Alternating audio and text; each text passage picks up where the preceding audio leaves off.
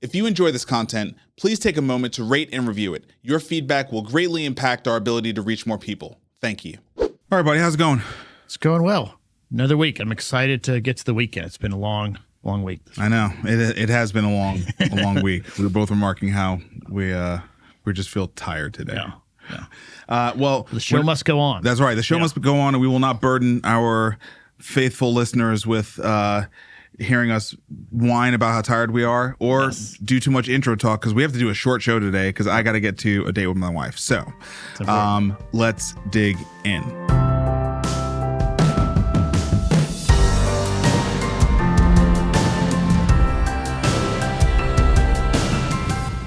First thing we're going to talk about is inflation. I can't believe it hit 2.5%, Vic. I mean, it's getting close to rounding down to 2. To 2. Yeah. You know, this is probably the point where we should just say we've been doing this for a year and a half and we cover these stories. We should just never say never, right? Yeah.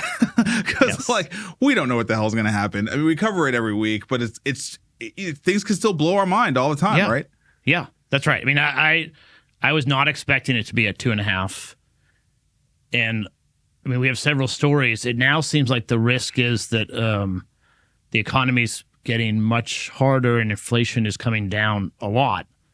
So the Fed, I think needs to step in. I re-looked at the odds like we did last week. Yeah. And it's shifting more to 25 basis points is kind of the prediction. Because the job stuff was not great, but also not that bad. Yeah. So it kind of a frustrating jobs report. I mean, it's screwy where you're like hoping for worse results. Right. I know. That's the thing. That's the bad thing about all this. But let's dig into some of the signs of cracks in the facade. So Ally Financial, which is an auto lender, their CFO surprised the market by saying this last quarter was kind of a disaster in terms of credit quality.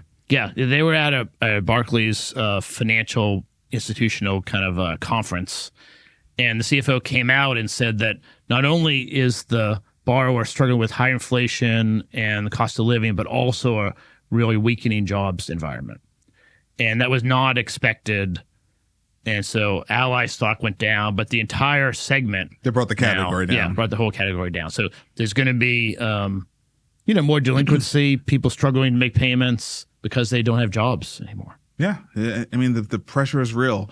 You've been tracking China for a while now. You've been talking about the deflationary issues there. Just for listeners to put this in perspective, China is basically the world's manufacturer. And when demand goes down, when people stop buying things, well, that puts pressure on the manufacturing hub of the world.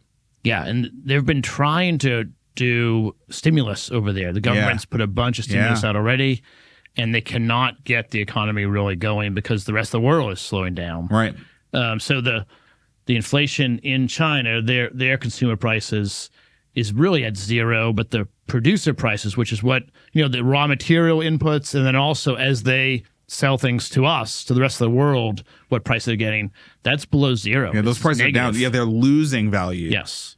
Right. In what they're producing, which is so to me that bad. Says that I think on a longer time, or I don't know how long it takes to propagate through, but our inflation will go down almost inherently sometime later if China's is going down. That's exactly right. Yeah, at least for some period of time. Right. Yeah. So I think the Fed can cut, 100 basis points, 200 basis points. That would help my portfolio. It does feel like everyone is starting to worry a little bit that we are slightly late, right? Yes. You don't hear all sorts of alarms going off, but there is more and more conversation about the Fed is late, the Fed is late, the Fed is late. And it would not be out of the question for them to be late because Jerome Powell is fully data dependent. He only deals with data results. He's not forward looking at all. I guess so, but you could look at China data and still be data dependent. You could look at Ally Financial's credit borrowers having harder time paying. Well, that's those new are data. Data points. It's new data. Yeah. But I mean, he doesn't need to only look at his own BLS data. There's other data sources out there, but I don't think I don't know what he looks at. But this article from the Wall Street Journal headline: IT unemployment hits 6% amid overall U.S. jobs growth. So, gosh, Vic, this was the one that jumped out at me because how long ago was it you and I were talking about? This is before AI happened. Yeah. And I told you I thought that the no code movement had gotten to a level of maturity. Yeah. This again before LLMs. I think it was maybe 2 years ago. I was trying to learn some basic coding stuff, and you said, "Don't worry about it. English is the coding language." Yeah. Something like that. Yeah, and this was definitely before ChatGPT. Oh, yeah. I could just see where everything was going. It was very clear as a programmer. Right. It had gotten so obfuscated from even what I dealt with, in terms of like really writing server level code and picking apart frameworks. But this to me is a pretty scary headline. IT unemployment hits 6% amid overall U.S. jobs growth. So, like, we got to just frame this up. First of all, that is higher than overall unemployment. Yeah, unemployment's by almost 2%. Yeah. Okay. And we're talking about the industry that is most going to leverage AI and streamline their businesses, right? Yeah. So they're cutting unnecessary business units, plus they're leveraging AI and automation to do the work of humans. And if you've ever played with any of these LLMs, they are pretty good at coding in terms of, being able to replace a junior coder. I'm sorry, they just are. They just are. And so this 6% number, I think what's so scary about it is even if the Fed starts to bump up the basis points and, we start to lower the Fed fund rate, I don't think this number goes down anytime soon. I actually think it's going to increase because this is the arms race that these tech companies are in right now. Yeah. Right. It's how do they maximize revenue per employee. Right. That's the metric they all care about. I think, like, from my point of view as an investor, right, like, we invest in high growth startups, and typically you'd have the founding team. Usually you have a really good technical person that's architecting what it's going to be. Right. And a sales visionary, someone on the other side.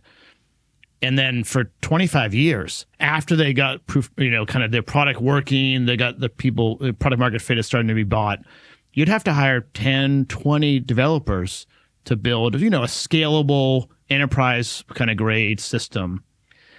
And I don't think you need those people anymore. Yeah. You still need the technical architect. You need the man or woman who's designing the whole thing. But that big group of developers to sort of make it all work, I don't think you need many of those, if any. So, and then the problem is that these are white collar, fairly well off folks.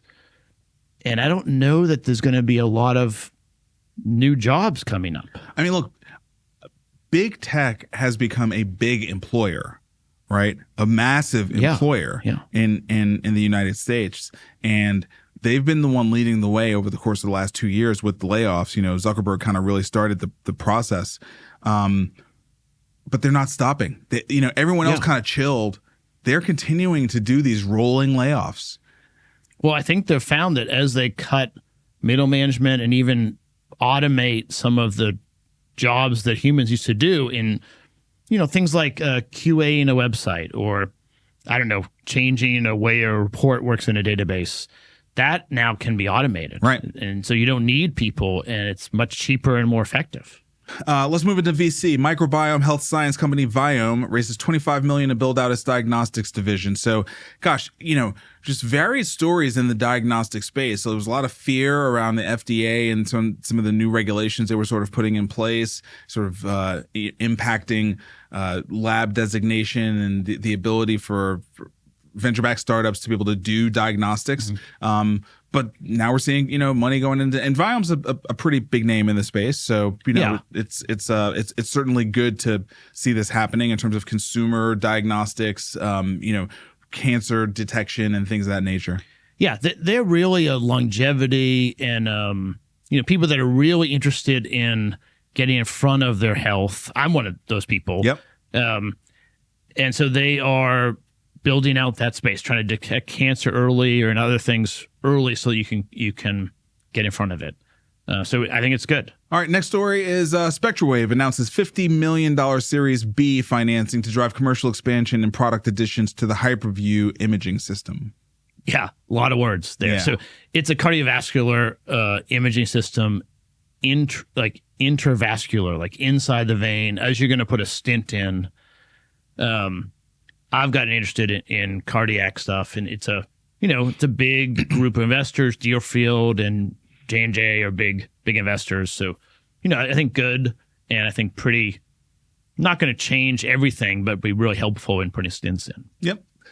All right, and the final story, Habitat Health announces the founding leadership team and more than $50 million in venture capital investments. This is one that I knew about because the chief medical officer, Carmen Peralta, is an Aspen Fellow alongside. Right. Yeah, and she's actually in the class before mine, but she graduated with our class. So I got to celebrate with her. Yeah, I got to spend a week with her in Alabama, and she's brilliant and also an absolute sweetheart. So I'm so happy for her and the rest of that team. This is a PACE business, so it's backed by Kaiser Permanente, but they are starting in California and they are delivering PACE services. So, one of my investment theses is that the PACE market is going to continue to grow, that there are, very, very fragile populations in the dual eligible world where PACE is the best model for them. And glad to see Kaiser, lean in and get this new business off the ground with a great leadership team. Yeah, I agree. All right. So just a little bit about what's going on in VC. Carta sends out Peter Walker, who leads data insights at Carta. They send out a great email to those of us in the industry. We're going to start to incorporate them a little bit more because I think they've got, I think it's fair to say they have at least half the market on their platform. So they've got statistical data that's relevant to us, and they're constantly giving us more and more insights about what's happening in the market. So I thought this was an interesting one to kind of bring up because we've been going through about 18 months of down rounds. Right. And they put out their data minute this week, and they said, are we past peak down round? And it does appear that in 2024, we've started to kind of go back up in terms of the percentage of all rounds that were down rounds in a given quarter. So it seems like we've done all the corrections. Down rounds for us are corrections, basically. And it seems like we've done all the corrections we really needed to do, and now we're sort of moving back down into regular flat to up rounds again. Yeah, I think that's right. So just people that are listening and not watching, there are always some down rounds. So the chart shows it's kind of like 8, 5, 10% in general. And then when you have, really high valuation times, and this typically a correction, which we've been going through since, early 2022. And now it's starting to turn back. It peaked at maybe 30, 40% of the rounds were down. And now it's coming down. 30 to 40% of the rounds being down is it's rough. that's a big correction. All right, big news on the policy side. The White House, and look, we got 2 more months of the Biden administration, so it's unclear what the long-term implications of this. But the Biden administration puts a rule in place that requires insurers to pay for mental health the same as physical health. So as you put it, it's kind of like a Title IX situation where it brings parity to the 2 different forms of healthcare. Yeah. And I think, payers, especially employers, are worried about it. But I think it seems fair. If you are struggling with mental health or you're struggling with a hurt hip, you still need to get it fixed. And so just because we can't quantify it and measure it or see inside, the cognitive part of the brain doesn't mean we shouldn't cover it. This was meant to be in the Affordable Care Act, but there were various loopholes that allowed people to sort of escape it. So over time, they've been closing and trying to correct that. I think it's healthy. I was a male athlete in college when Title IX came out, but it helped everyone, really. It didn't hurt I don't think it would hurt the medical side to increase behavioral health, mental health treatments and access. So no, it's look, it's going to be a shift. It is going to upset some costs. It's probably going to make things tighter for health plans and for employers, but all actions have an equal and opposite reaction. So we'll see what lobbying groups say. We'll see what the employers do. We'll see what things get cut back. It'll just be interesting. And I'm hoping we'll see what innovations can actually, enable this to be done well. One of the issues is that a lot of providers in mental health don't want to be in network. Right. But I think there's a way to solve that. You need to increase their contract rates. Yeah, exactly. That will fix it. That's right. All right. So Harris and Trump square off on abortion and Obamacare in the first debate. This was debate week. Yeah. And look, it was probably about the level of debate people could have expected. You know, I thought it was a good forum. I mean, turning the mics off and having no notes are both good innovations, I think. Yeah, and also no audience. Yeah. I think was good.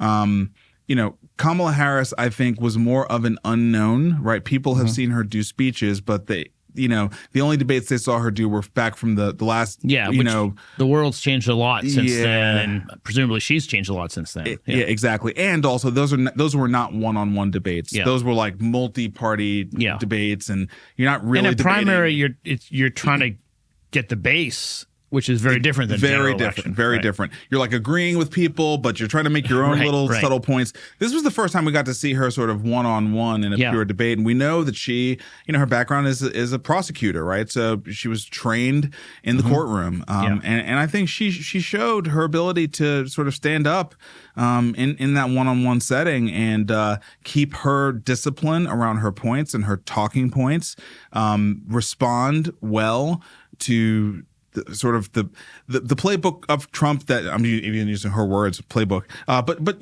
we've seen Trump in debate forums enough that you pretty much know what you're going to get, right? Yeah. And she was well prepared is sort of the bottom line. I think it was harder for him to prepare for her. And I feel like that showed. I mean, yeah, I guess so. All he needed to do was not get so emotional and stick to policy. But he can't, or he didn't at least. But I guess what I would say is she did things Joe Biden would never do, right? Yeah. Joe Biden would not have talked about how people were leaving his rallies, right? I mean, she hit him in the points of pride that really matter to him. Yeah. And Joe Biden wouldn't have done that. Joe Biden would have said, come on, man. Everyone knows. Like, he would have done the Joe Biden thing, right? Yeah. He would have talked about the American people, hardworking people, the right policies, what his administration did, what their administration did. She took shots. I mean, it's a one-on-one debate. I think she had a strategy. I was watching it with my 18-year-old. She had a strategy to get her points across, but not go into a lot of detail. I think she doesn't. I mean, she just got nominated recently. I don't know if she knows enough policy detail. There's also not that much upside to her going into too much detail, right? And then she very intentionally, I think, hit him with lines that were designed to foster an emotional response, so he would look bad to the TV audience, and it completely worked. Yeah. So anyway, I mean, look. I thought that the abortion part of the debate was probably one of the most intense parts of the debate. She brought up visuals of women bleeding out in parking lots. Yeah, that was kind of a hard part to sit there and stomach. Actually, I think both sides pull out the extreme examples. Yeah, I mean that's of the other side. I mean, Trump's talking about the very few cases where it's a very late stage abortion, and she's talking about the few cases where a woman dies in a parking lot.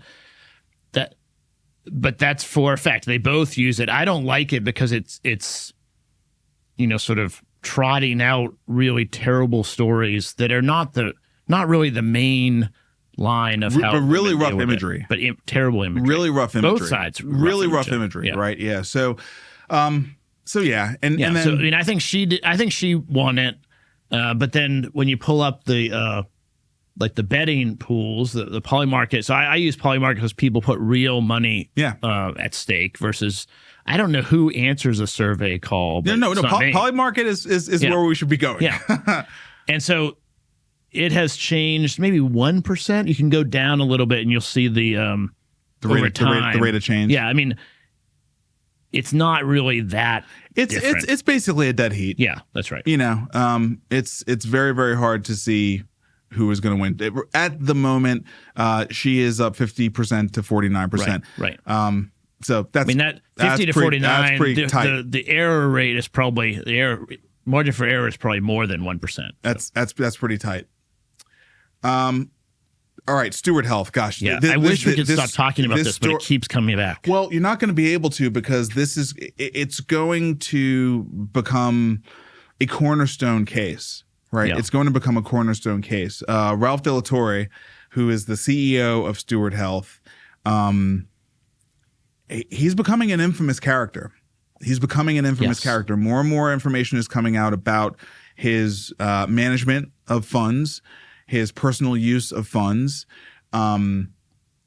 his allocation of funds to things that he deemed important, different philanthropic things that he wanted to allocate capital to, some of the models that he used for acquisitions and or selling off parts of the business. Yeah. And he was subpoenaed by Congress. Yes, the Senate. This committee had not subpoenaed someone since 1981 because most people show up because they don't want to get in more trouble. I mean, so I think about Zuckerberg has been. I mean, there's been all the big tech guys. This committee is the Committee on Health, Education, Labor, and Pensions. So this is like a very serious committee. Oh yeah. They This is a real deal committee. So he refused to show. He refused the subpoena, which I didn't know you could do. I don't think you really can do it. I don't think you can. He was claiming that because his company's in a bankruptcy proceeding, he can't speak. I don't think that's actually correct, but he didn't show. And Bernie Sanders led off the committee, showing his planes and boats and all the money he got personally. And then today, the Wall Street Journal came out with a very detailed kind of following the money from Cerberus, who invested, and then took a dividend out, $790 million dividend. See, this is why we're not going to be able to stop talking about this story because the policy impact. Yeah, the private equity is under. That's right. The policy impact that's going to be a response to this is going to be brutal. Yes, and then C-SPAN recorded the whole thing. It's like 2 hours long. I clipped 5 minutes that will include the show notes. It's a woman she's maybe like chief nurse. She might be head of nursing in the OR. I mean, an ED maybe. But she described, I think it was 15 deaths that occurred because they lacked supplies, and they didn't have the money to pay creditors, so they couldn't get the supplies. It's a sad. The media is not going to let the story go. Yes, the media is not going to let the story go. The different nonprofits that have been stood up to shine a light on private equity and healthcare. Mm-hmm. This is going to really result in some very tough policy stuff, and then that tough policy stuff is going to have it's going to go too far. Yeah. Right. Things like in California where you can't do a private equity deal. Right. Yeah. Right. Well, more of that's coming. Unfortunately. All right, moving into we have a good story. Yeah. So, moving into industry innovation stuff. AppliedVR's flagship VR device for chronic lower back pain now in network for Highmark members. So this is a digital therapeutic, and it's kind of in the universe of what Aaron Gandhi's business does, BehaveVR. Yeah. And it's being reimbursed.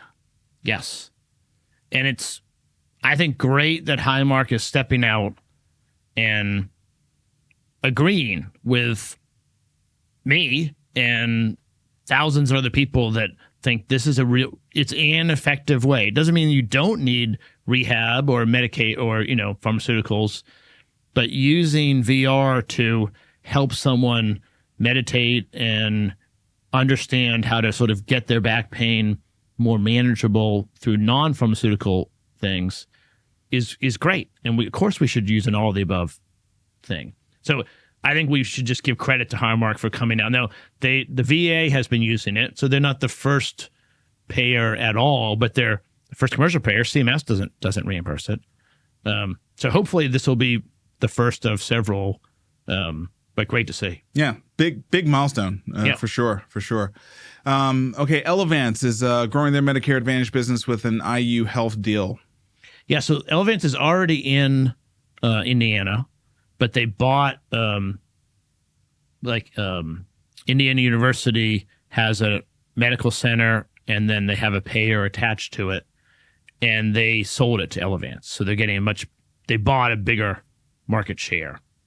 I mean, Elevance is growing quickly. Well, but also aren't we seeing now the importance of market share in Medicare Advantage? It's like you either got to be all in and have significant market share, or you got to get out of the market, right? So we've seen Humana back out of what was it, 14 markets? Yeah. And they dropped the rolls by 500K in doing that. They said there's going to be more options for, other options that some percentage of those folks will flow into. But the bottom line is there was not enough scale there to justify them continuing to do MA in those markets. Here we have Elevance saying we're going to go on the offensive and we're going to grow, our market percentage. They already had 22% market share in Indiana. So now this is going to, get them over 50%. Yeah. And the on the other side, the IU Medical Center had the Payvider whole combined system. And I think they probably need money. And I think it's a little bit like selling the furniture.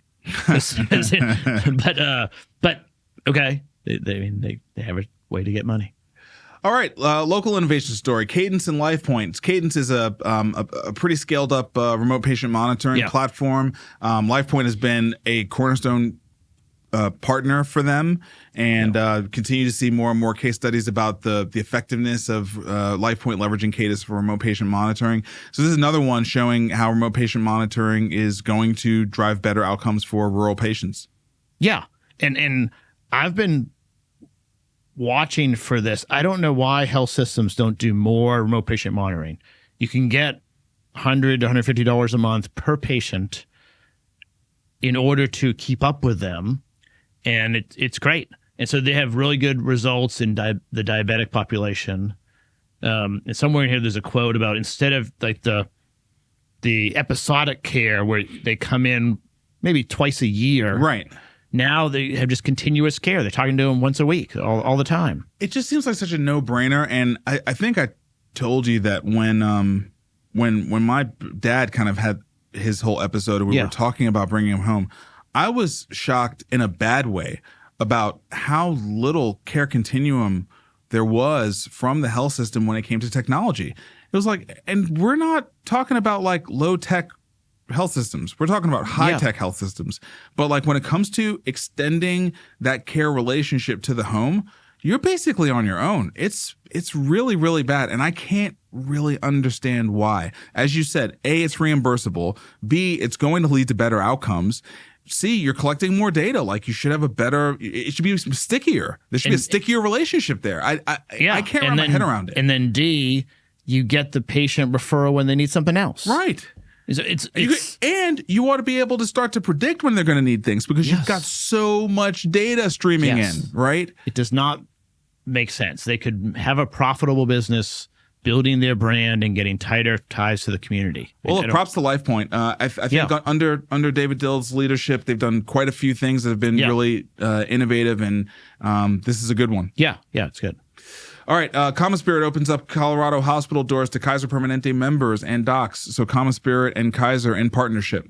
Yeah, so I was really excited to see this. I can't recall two very large nonprofits like this partnering together. So really, CommonSpirit is now in network with the Kaiser health plan in Colorado. And so, they are, it's great. But it's been so competitive in the past that I haven't seen many of these deals. I'm sure one of our listeners will write in and tell me I'm wrong, but this is a big step in collaboration, which I think is good. Colorado is a pretty interesting market when it comes to Kaiser and their different physician groups. But if we zoom up to 50,000 feet, there is something very interesting about the most forward-thinking nonprofit, Kaiser, that is, working on building out Risant Health. Yeah, right. Collaborating with the largest nonprofit health system in the country, right? Yeah. I mean, what could happen there at scale is really like mind-blowing. Really, really mind-blowing. And Could this just be sort of something that's makes sense in this particular locality? Perhaps, but there could also be that this is the right pilot environment to sort of see how this whole partnership works, work out some things, and then Risent, CommonSpirit, like who knows? I mean, but to me, it's kind of exciting, actually. Oh, it's very exciting. We need new collaborations at scale, and I hope it goes well. Yeah, it'd be really good. Same. All right, let's talk about Apple's big release. So they had their Glow Time special. That was. I don't understand the brand name. I mean, all it really matters is they released all new versions. New versions of iPhone, Apple Watch. I don't think a new iPad. There was like one other device. Maybe it was iPad. I don't know. I mean, I'm not an Apple guy, so I don't much care definitely iPhone and Apple Watch. I feel like I'm missing something else that they released. Well, I thought the AirPods were updated or changed. AirPods. Which we're going to talk about in a minute. AirPods was the third one. Yes, you got it. Those are the three things. Yeah. iPhone, Apple Watch, AirPods. Yes. And so the big thing everyone was looking for was the Apple Intelligence stuff. Yeah. There wasn't a lot of newness. I don't care about that. And I don't care about it. I think that's oversold. I am an Apple guy, and I don't buy that. Yeah, right. So, well, they'll release whatever they release. They didn't have a lot of unveils. Yeah. But they had two FDA soon to be approved health initiatives. And I mean, you and I have both had portfolio companies that told us for a month and then a quarter and then 6 months and then a year, the FDA was just about to approve something. Until it's approved, it's not approved. But they're healthcare applications. So I thought we should talk about them. Yeah. So the first one is the watch, if you wear it to bed, will tell you that it suspects you have sleep apnea. And they claim it's very reliable. But then I think you have to go, you can't get a CPAP machine without going to get a full sleep study. Right. But there's a lot of sleep apnea patients that, because they're asleep and they maybe live alone or they haven't ever been told they have it, they don't know. And it's very damaging. You don't get good sleep. So the watch somehow uses the accelerometer, I don't know how, to tell if you have sleep apnea. But they claim that they submitted to the FDA and it's imminent approval, whatever that means. Yeah. I just think the trajectory of where Apple is going with the Apple Watch in particular, as a full-on med device, is really powerful, because at some point it's going to, like, I feel like the EKG stuff was more interesting information. I mean, I've got it. You run it a couple of times, and look, I don't really have any chronic diseases. I don't have any metabolic diseases or anything like that. So for me, it's more like, oh, that's good information. Yeah. But I think sleep apnea is this is an interesting one, because a lot of people, suffer with this or might suspect they suffer, from this. This is one of the things I would probably be like, let me run this test and see. And then I don't think you have to do anything. You just have to wear it, and it'll just tell you. Yeah. Okay. So then here's the thing, and I think you'd have to buy the new watch. I mean, I already have one. I'm not buying a new watch for it. But let's just say I did. I bought the new watch, and I get it. Now I've got concierge docs, so my doc would probably love for me to tell him, hey, I wore my watch and it told me I have sleep apnea. But like, people have general like PCPs. Like, what's going to be the response from the general PCP, market, when people start calling them and saying, hey, my Apple Watch told me that I might have sleep apnea? Like, are they going to want to hear that? Well, I mean, I can tell you what my primary care doc said to me. Okay. So my wife was convinced I had sleep apnea. Okay. Because I snore. Okay. And she, slept at a Hard In last night. Yeah. And so she wanted me to get a sleep study. Okay. So I called my primary care doc. He gave me to a pulmonologist, and you have a in-clinic visit, and then got scheduled for a sleep study. It was maybe 4 weeks out. Okay. So there's not a lot of availability. So if Apple diagnoses, was it at the Vanderbilt Marriott? The sleep study? Because it was not at the Vanderbilt Marriott. Okay. No. Okay. But it's not a fun night of sleep. No, it's terrible. My dad did it. It's terrible. And you have all these wires up. I mean, they told me I slept. I didn't feel like I slept that well. But I didn't have sleep apnea. Okay. So I was frustrated because I had to go through it, and my wife still has me snoring. Yeah. So at the end of the day, this is likely to just overclog the sleep study. Yes, and I had to pay. You had to pay for it out of pocket because it wasn't. Now maybe maybe this would get you into insurance. Yeah, but whatever coverage. would have qualified for coverage, you didn't have. Yeah, right. Yeah, your insurance policy doesn't say if your wife says you have sleep apnea. Your wife is mad. It was not one of the criteria. No. So I think it's going to generate a lot of people interested. That's what I think. In the sleep study capacity. Right. Maybe it will grow, but we don't have enough capacity right now. No. This one's more interesting. So the second one that's, I think, much more interesting to me is the AirPods now are going to have a clinical grade hearing aid built into them. Yep. Which one is just incredible technology. The phone and the AirPods will test your hearing themselves.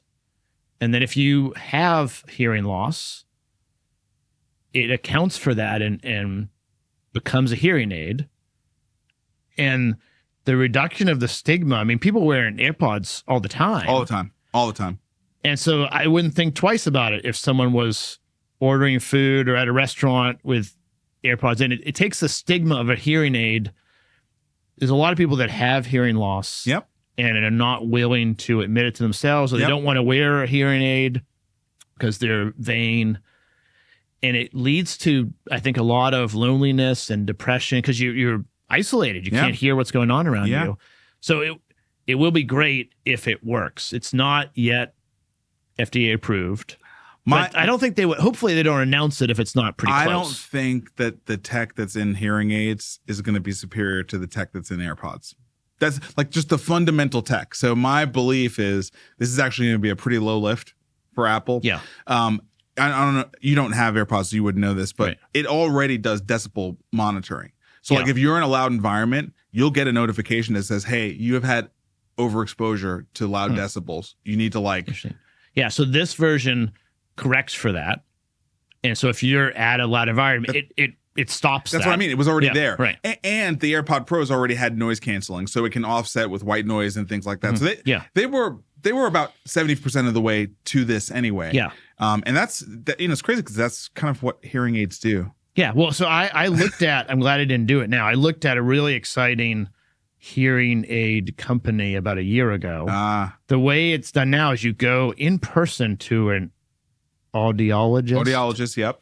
You go in a booth. Yeah, and they do a very involved study, and then they customize the hearing aid to you while you're there. It's very you put the hearing aids in, and they have the thing, and they say, okay, how does this sound? Right, and they're controlling it from the computer to get it just right. Yeah, and so that was cutting edge technology in 1965.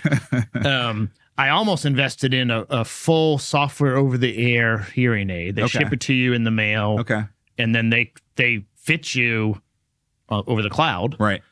And so I know the technology is possible. I think it's going to be difficult for that startup to compete with Apple. So I'm glad I didn't do the investment. But it's definitely possible. And I think Apple, hopefully it's close to being approved because it'd be great. Hospitals and health systems say the labor crunch continues to fade. So just at a high level, hospitals are doing just fine. Yeah.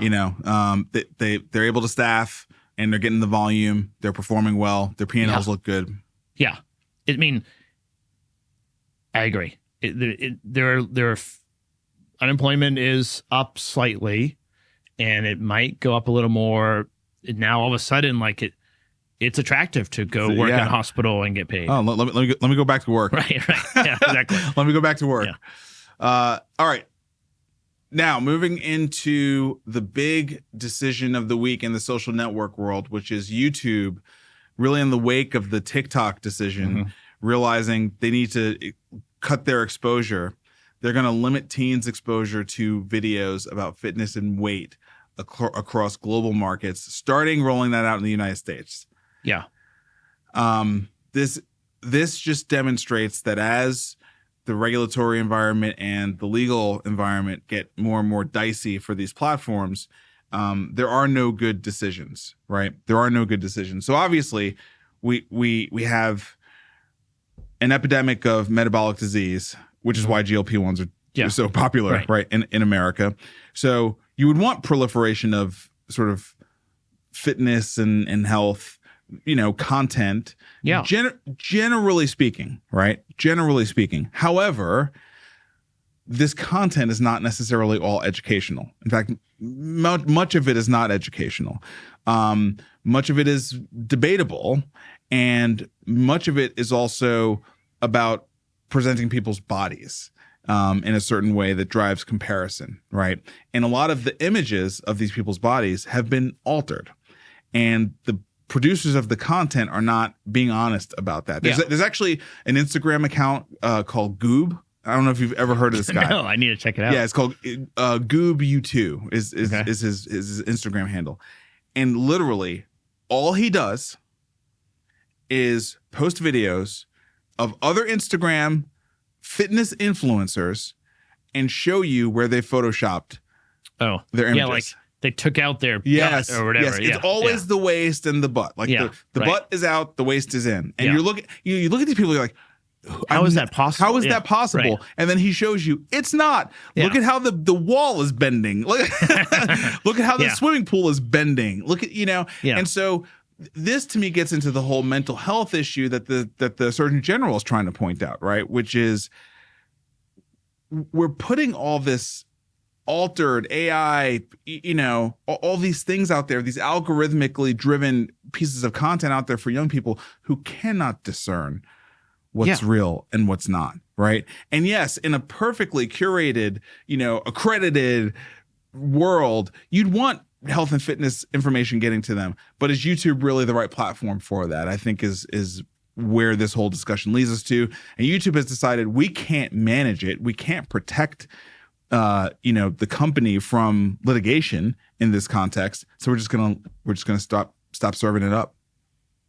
Yeah, that's what they decided. I think it is a slippery slope. I mean, there's a lot of content that has some benefit and some negative aspects to it. And certainly the court found that TikTok was liable for the death of that 11 or 12-year-old. I think this is a direct response to that. Yep. But I don't know how likely it is that YouTube can sort of cover all their surface area of someone watching something that caused a problem. And so I guess it is positive they're trying. But as soon as you start to say, okay, we are going to try in this domain, that kind of means that they're admitting they need to manage the content everywhere. And I think that's going to be impossible. So I think it's a no-win situation for Google. It's a no-win situation for all these networks. Yeah. Because they're finally being treated as publishers, not independent platforms. They are now being called publishers because they have an algorithm. And the algorithm is making decisions. It doesn't matter that it's not a human making the decision. A decision is being made. And that's going to lead to less content, isn't it?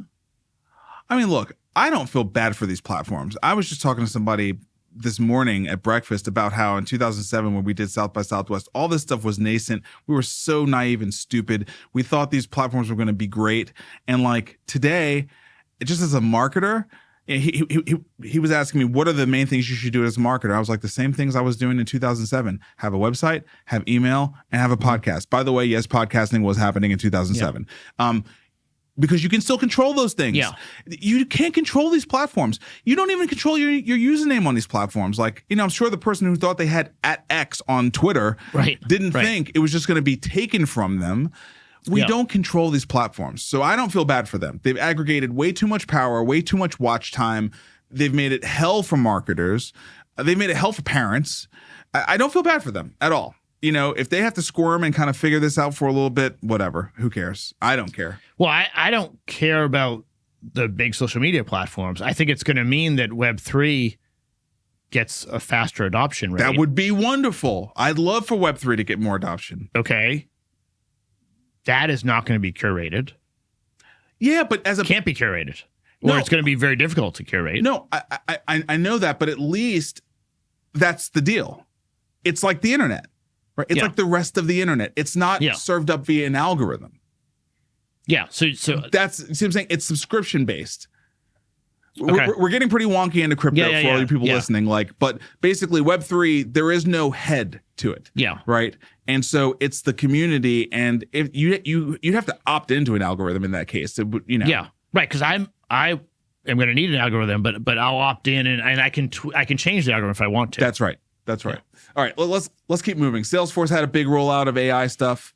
Yeah, and a bunch of things for the healthcare space. In Health Cloud, they have an Einstein. Einstein is their AI platform. They've got a healthcare Einstein kind of co-pilot now. I watched the demo. We'll include the demo. I think our listeners should watch the demo. It's the thing about Salesforce is it's not cutting edge. It's not as good as ChatGPT or Gemini, but they've got it all wrapped into it's all integrated system, and it's really easy. And I mean, they're taking a fax in. The AI puts all the fax data into the form, and then they have the workflows, and Einstein's filling in stuff. It's pretty good.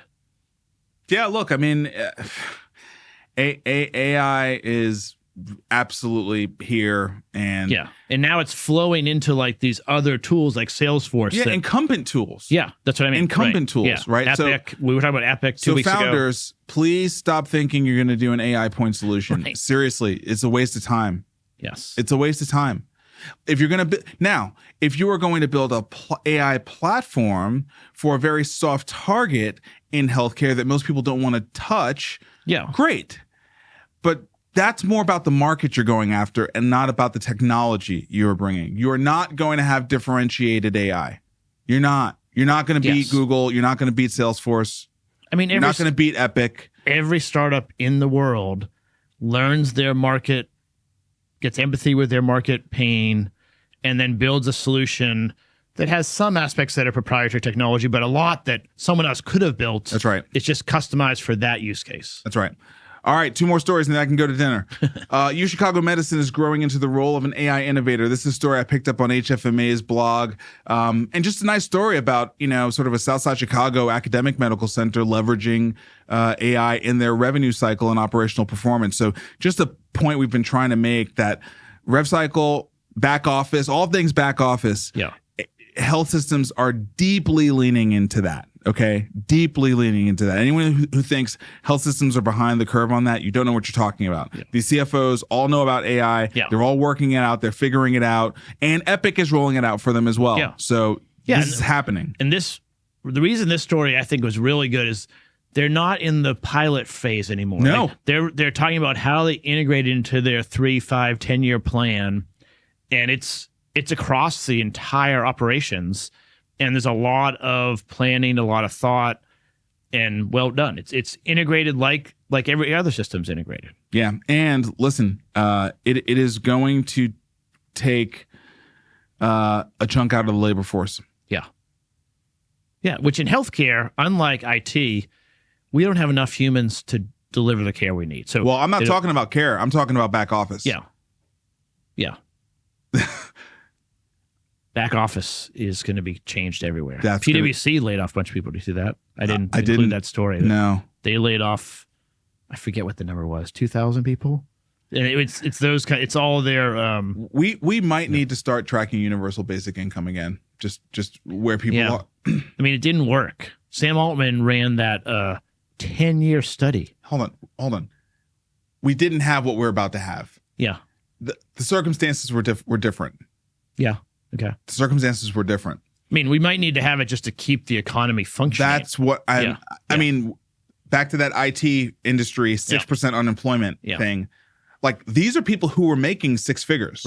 Right. And they're not qualified to go work as a waiter. No. And they're not going to be good at that. No. Yeah. And they're certainly, maybe they can go be a waiter. What they can't do is be an electrician, or they can't be a plumber. Yeah. Right. They'd have to go back to school for those things. Right. All right, final story. Flare Capital came out with a report studying where AI investment in healthcare is going. Modern Healthcare, I guess, was in partnership with them and sort of released a roundup on it.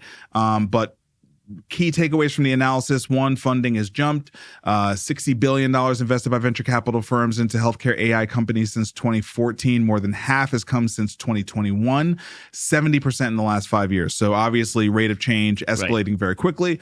Clinical care startups receive most of the money. I find that one interesting. Yeah. Right. Financial focused AI is a more mature space that goes into what we were just talking about. Care management dominates health plan AI funding. So that seems like utilization and prior auth is what we've been hearing about from the health plan side. So that makes sense. And the final one, which kind of feels like the claims processing lags behind. Only 13 companies that help payers automate claims processing received funding of $150 million in the past decade. So the question there for me is that just because the payer market is so consolidated into 4 or 5 big players that no one thinks there's really an opportunity to sell technology into those players, right? That would be kind of the thing, because they're not talking about the technology, they're talking about VC funding here, right? So that would be... I think it's very consolidated, and it also is pretty efficient already. Yeah. I mean, the payers have focused intensely on claims processing. Right. And so, I mean, I'm sure there's incremental improvements that can be had, but it's not like that big 10, 20, 30x return that a VC is looking for. So I think that's why there's not as much attention there. Yep. All right. That's it. Go see Rachel. I will. Yeah. See you next week.